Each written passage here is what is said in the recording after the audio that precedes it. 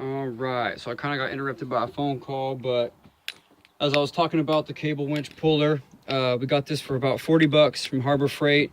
And then this combined with some heavy duty links that we bought from Harbor Freight as well, and some tie down straps. These aren't the exact ones. We used some heavy duty car ones that my friend had brought over.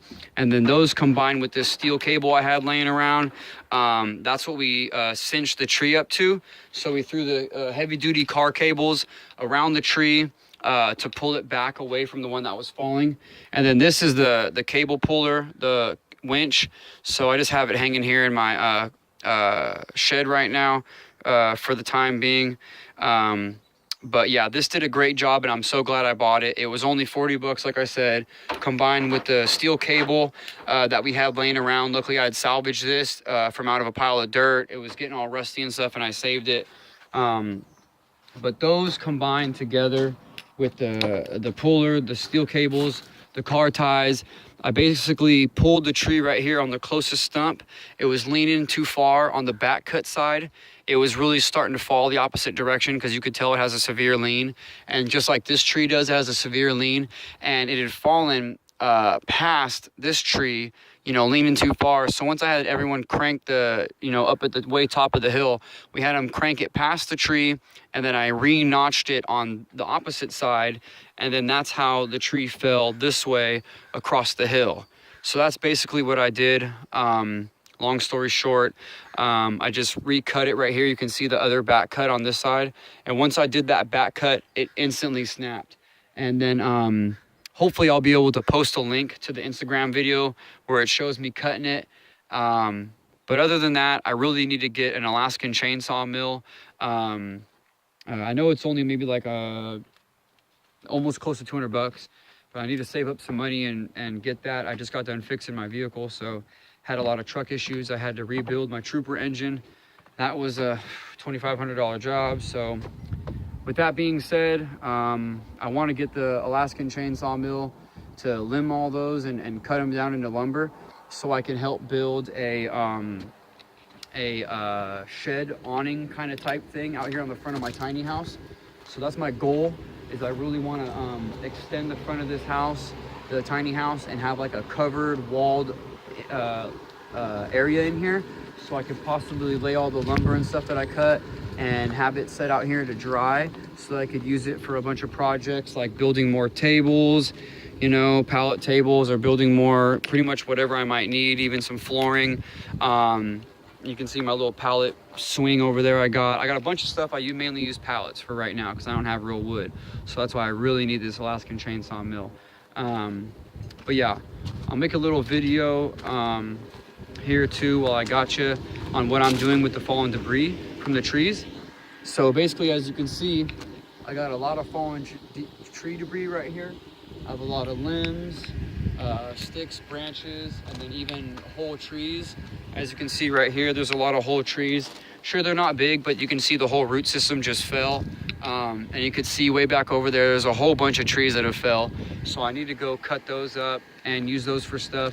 But I'll show you a quick little video of what I'm using those for. And I know these videos are kind of getting long, but let me go show you real quick.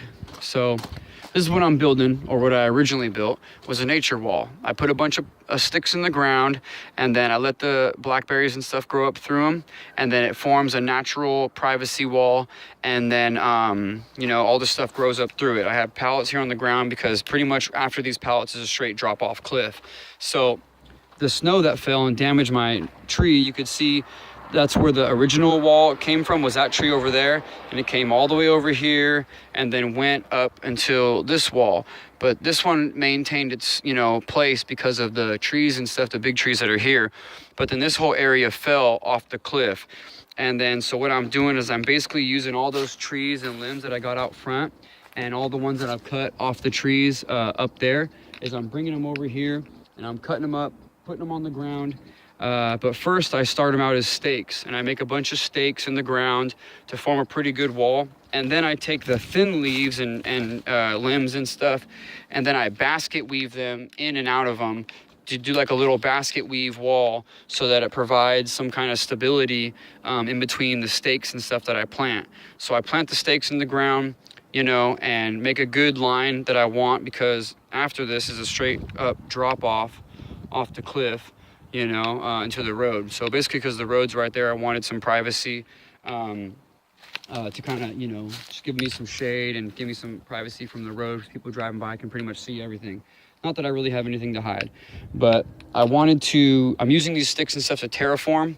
So that's what I'm doing. I lay all the sticks down that I can't really use as stakes, and lay the sticks and limbs down. And then once I have a good bedding, I put some pallets on top of them so I can have a nice stable platform for me to walk on.